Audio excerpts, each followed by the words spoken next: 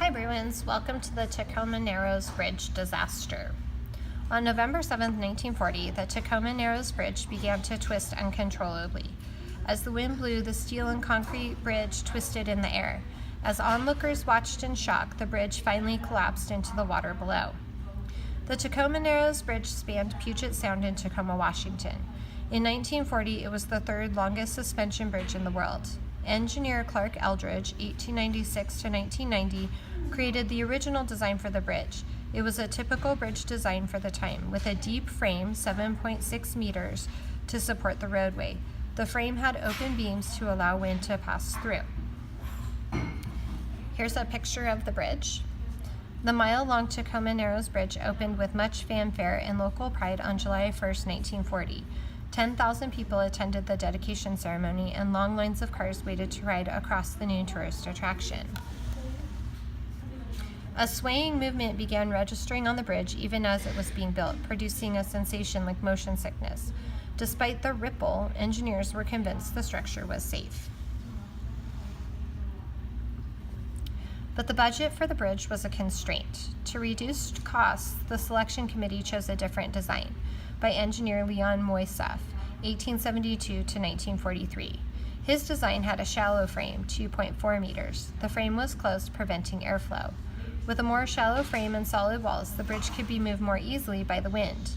Even during construction, the wind moved the bridge in a repeating wave-like pattern called oscillation. At intervals of 4 to 5 seconds, the bridge would twist. Its sides visibly rose and fell several meters. The builders and workmen called the bridge Galloping Gertie.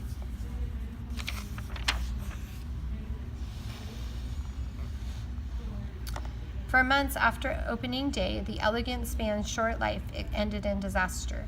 Twisting in the wind for the final time, the midsection buckled and crashed into the water.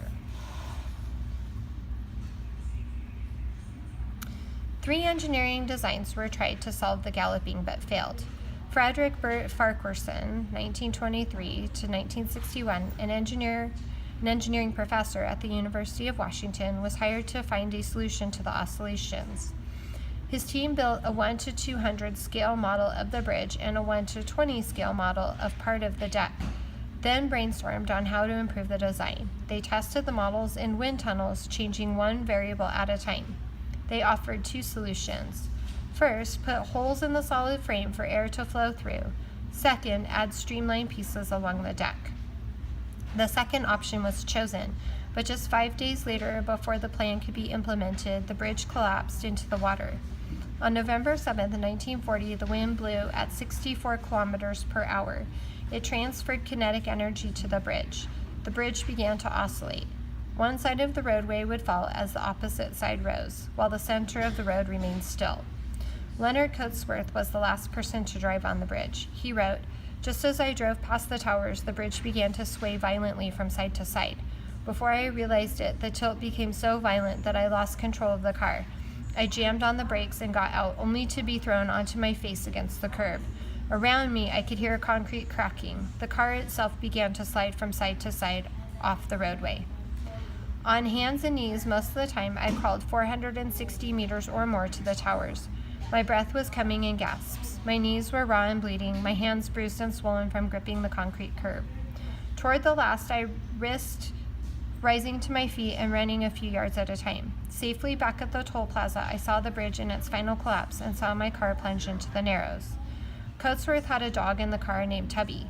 People attempted to rescue the dog, but Tubby was too terrified to leave the car and bit one of the rescuers. Tubby was the only fatality in the disaster.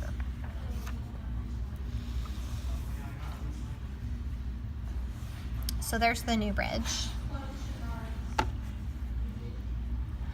Othmar Ammann, 1879 to 1965, investigated the collapse of the bridge. He was a leading bridge designer. In his summary, he explained that the bridge failure had provided a valuable information for engineers. It showed that an engineering challenge can reveal new problems where current theory and practical experience are inadequate. At those times, engineers must use their best judgment if errors or failures occur. We must accept them as a price for human progress. Engineers studied the 1940 bridge failure and learned from those mistakes. An important criterion for the replacement bridge was to let wind pass through the structure. The engineers used prototypes to test the design. The selected design had an open frame and air holes in the road surface. The replacement bridge opened in 1950 and is still in use. So here's the new bridge, and we'll read the caption. A new Tacoma Narrows Bridge opened in 2007, parallel to the old one. Thanks to advances in materials and technology, it can withstand wind 2.5 times as strong as the ones that toppled Galloping Gertie. Okay, think questions, and I'm going to go ahead and zoom in on those for you. Feel free to pause the video here if you need to write these down.